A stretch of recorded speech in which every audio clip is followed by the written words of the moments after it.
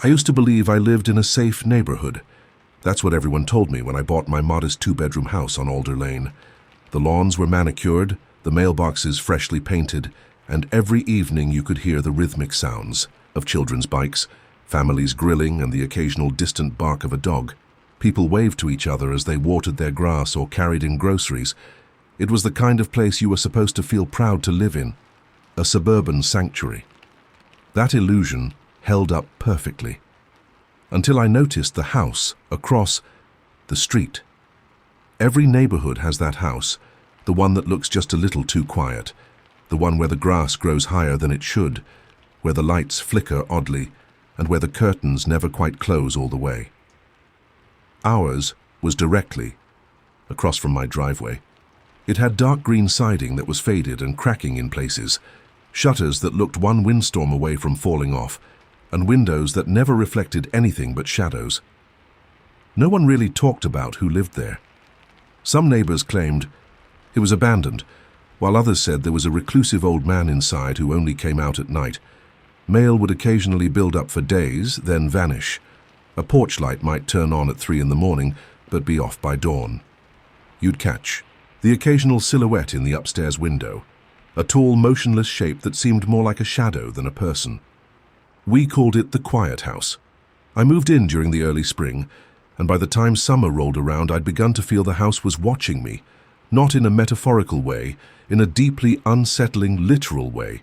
My dog Max seemed to sense it too.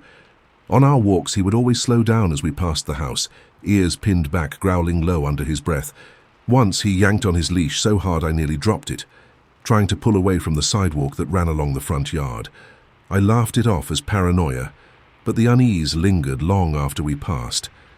Things escalated one night in August.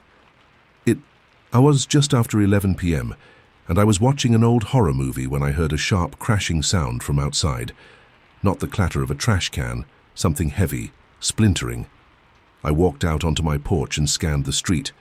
Everything looked normal at first, until I saw the front door of the house across the street was wide open. That door, which I had never seen even crack open during my time living there, now hung ajar like it had been kicked in. A strange, cold breeze seemed to drift from inside. Even though the night was still and warm, my gut told me to go back inside, maybe call someone. But instead I grabbed my flashlight and crossed the street. I wasn't trying to play hero, I was just stupidly curious. The moment I stepped onto the porch, everything changed. The air felt heavier, colder, like I had passed through an invisible wall into another space entirely. The crickets that had chirped moments before were now silent. The door creaked slowly in the breeze, the darkness behind it thick and absolute. I called out, just a soft, "Hello?" but no answer came. I took a single step inside. The smell hit me first. Old wood, wet rot, and something metallic, almost coppery like blood. My flashlight beam cut a path through the dust, revealing cloth-covered furniture and cracked picture frames still hanging on the walls. The wallpaper was faded and peeling in long strips, revealing deep gouges in the wood beneath, lines and symbols that didn't look like any language I recognized. A long hallway stretched into darkness. It felt wrong, too long, like the house didn't match the dimensions I had always assumed from the outside. Then I heard it, a click, then footsteps above me, deliberate, slow, and heavy. They were not my footsteps, and they weren't echoes. My blood went cold. I turned slowly toward the staircase, the flashlight trembling in my hand. That's when I saw it. Their figure emerged at the top of the stairs, tall, impossibly thin, with skin so pale it looked like candle wax. Its arms hung unnaturally long at its sides, and its eyes, enormous, glossy, insect-like, reflected my flashlight in a way no human's eyes should. It wasn't walking, it was twitching. Jerky, mechanical movements like it was trying to learn how to move. I don't remember screaming. I just remember running. I bolted out the door, across the street, fumbled with my keys, and locked myself inside. Max barked frantically at the door, his hackles raised. I collapsed onto the floor, heart pounding in my chest, adrenaline pumping through my veins. I stayed there for hours, not daring to look out the window. When I finally did, The door across the street was closed. The house looked exactly as it always had. The next day, I called the police. An officer came out, listened patiently, and then told me the house had been officially unoccupied for 32 years. No utilities, no registered owner, no signs of life. They checked the interior, claimed it was completely empty and boarded up from the inside.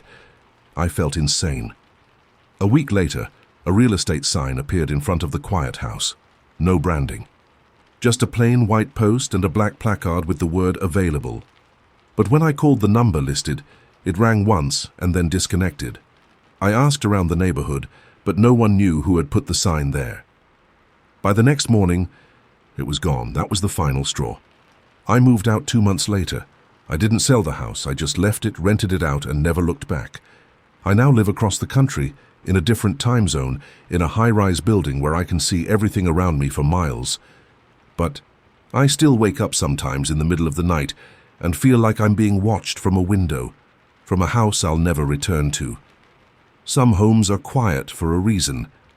Some houses want to be left alone. I wish I had listened.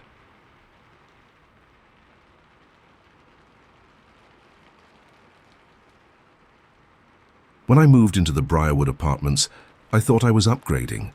I'd spent most of my 20s living with roommates or renting sketchy basement units with leaky pipes and thin walls, so when I landed a solo lease on a top-floor unit, in a quiet neighborhood, I was ecstatic. The building was older, sure, but it had charm: ivy-covered brickwork, creaky hardwood floors, even an old dumbwaiter in the hallway that had long since been sealed up. The residents mostly kept to themselves, and there was a peaceful sort of routine to the place. I felt like I had finally found somewhere to settle. I first heard about apartment 2B from the maintenance guy, Dave. I'd asked him why the unit right below me had remained vacant for months. He scratched his neck awkwardly and said, "Some places just stay empty." I didn't push him, but the way he said it, like he was trying to convince himself, stayed with me. There was nothing outwardly unusual about 2B. The door looked like every other unit's door. Old brass number plate, faded peephole, but over the next few weeks, I began to hear strange things coming from it. At first it was faint shuffling, like furniture being moved or someone pacing slowly. Then it became more deliberate. Heavy footsteps at all hours. Soft, guttural, breathing, sometimes right up against the wall beneath my bed. I once heard what sounded like a dragging noise, followed by a loud thump at 3 in the morning. When I reported it, management insisted the unit was unoccupied and locked. I tried to shrug it off. Old buildings make weird noises, right? But it got harder to ignore. One night I was in bed reading when I heard my name, not shouted, whispered, drawn out slowly like a hiss. "Daniel!" It came from beneath me. I sat up, heart pounding, and listened. Nothing. Just silence. I knocked on the floor, called out, and even ran down to knock on the door of 2B. No answer. I went back upstairs, feeling foolish, until I heard the door to 2B creak open as I reached the top step. When I turned to look, the hallway was empty, and the door was shut. A week later, things escalated. I woke up at around 2 a.m. to a strange humming noise. Not a song, more like someone was mimicking a broken appliance. I got up to investigate and noticed that the vent in my bedroom, the one that shared a duct with the unit below, was vibrating slightly. I put my ear to it and heard someone breathing, then speaking, "I see you, I see you, I see you," over and over again, in a voice that was almost robotic, like the words were being read from a script with no emotion. I yanked a chair over and unscrewed the vent cover, shining my flashlight down into the shaft. There was nothing but darkness, but the voice continued until I slammed the cover back on and pushed the dresser in front of it. The next morning, I marched straight into the management office. I demanded to know if someone was living in 2B illegally. The woman at the desk looked genuinely confused. She said the unit hadn't been leased in over a year, that it had been locked and sealed due to some piping issues. I insisted someone was inside. She promised to send Dave to check it out. Later that day, I caught Dave in the hallway. He looked pale, like he hadn't slept. I asked him what he found. "Nothing," he said quietly. "The place is empty." But he avoided. my eyes, and I noticed he had a strange red scratch down one arm. After that, I started hearing tapping on my floorboards at night.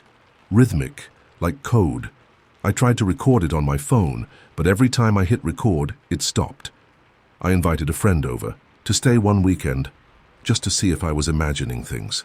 The second night, she woke me up at 3 a.m., shaking, and said she saw a face staring up at her from the crack beneath the floor vent.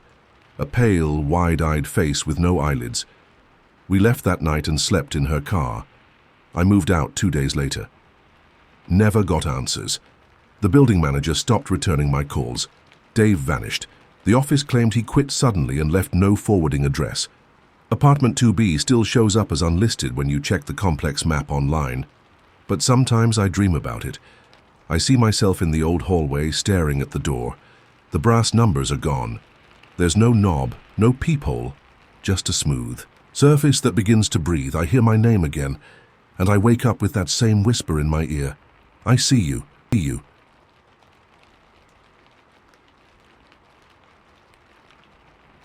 When I was 12, my family moved into a quiet cul-de-sac in a sleepy suburban neighborhood called Willow Glen. Our house was a small split level with a fenced backyard and a patch of garden space my mum was obsessed with, turning into her personal Eden. The neighborhood was filled with other families, some with kids my age, others with retirees who waved from porches and reminded you to mow your lawn. It all felt ideal, safe, like nothing bad could ever happen here. That illusion was shattered the first time I saw the girl in the garden. We had only been in the house for 2 weeks when I noticed her. It was late afternoon, and I was sitting at the dining room table doing homework. Through the sliding glass door, I saw a figure standing at the edge of our garden. A girl, no older than me, with pale skin, long dark hair, and a tattered yellow dress. She was barefoot and motionless, staring right at me. I blinked. She was gone. I told my mum, but she brushed it off as someone from the neighborhood cutting through. The yard was fenced, though, and the only gate was locked with a latch too high for a kid to reach. That night, I had trouble sleeping. I kept glancing out the window, expecting to see her again. The next morning, I found tiny footprints in the garden bed. Barefoot prints. My dad thought it was just raccoons, but I knew better. Something about the shape. Too long, too narrow, and the way they were spaced. It didn't feel like an animal. It felt like someone was walking in circles out there. Someone waiting. I started seeing her more often. Sometimes at dusk, sometimes at night, when the moonlight hit the yard just right. She would stand at the far corner of the fence, unmoving, watching. Her hair always covered part of her face. I tried calling out to her once, but she didn't react, just tilted her head slightly, like a dog hearing a sound, and disappeared. The moment I turned away. One day I stayed home sick from school. I was lying on the couch with a fever when I heard the unmistakable click of the sliding glass door. I sat up, heart racing. The curtain was pulled, but I could see the faint outline of someone standing just outside the door. I forced myself up and yanked the curtain aside. She was there, inches from the glass. Her face was pressed so tightly to the door that her breath fogged the pane. Her eyes were wide and glossy, too dark, and her mouth was twisted into a subtle grin that didn't reach her eyes. Then she tapped once, twice, and vanished. My mum didn't believe me when I told her. Neither did my dad. They thought I was hallucinating from the fever, but the dreams started soon after. In them I was in the backyard, but it stretched on endlessly like a field. The girl would be there, waiting in the garden. She never spoke, but she always reached out a hand, and I always woke up before I could take it. The dreams became more frequent, more vivid. Sometimes I'd wake up with dirt under my nails or mud on my feet. Once I found a dead flower clenched in my hand. My parents were growing concerned, but I didn't know how to explain what was happening without sounding crazy. Then came the digging. My mum noticed it first. The garden beds, once tidy and blooming, started showing signs of being disturbed. Not just surface level, deep, ragged holes as if something had been unearthed. At first, they thought it was an animal, maybe. A dog from a neighbor's yard. But there were no paw prints, just bare footprints again, always barefoot. One evening I saw her digging. She was crouched low in the garden, clawing at the earth with both hands. Her nails were dark, and her dress was caked in mud. I ran outside, yelling at her to stop. She didn't flinch, didn't even look at me. But as I got closer, she turned, not her head, her entire body, with unnatural stiffness. Her eyes locked on mine, and in a raspy, broken voice she whispered, "Help me." Then she vanished into the ground, literally. The dirt collapsed inward, leaving a fresh hole where she had been. That was the first time my parents truly believed something was wrong, especially when we called the police, and they dug in the exact spot the girl had disappeared and found bones. Tiny, childlike bones. Human remains. The investigation revealed that decades ago, before the neighborhood was developed, a small rural home once stood on the same plot. Fire had claimed the lives of a couple and their daughter. The girl's body had never been found. Local legend said she had run into the woods and was never seen again. We moved a month later. We never finished the garden. Sometimes, though, when I visit the area, I drive past Willow Glen. The new owners of our house built a deck over the yard, covered the garden entirely, but I swear, I once saw a child standing at the fence line, barefoot, watching, waiting, eating.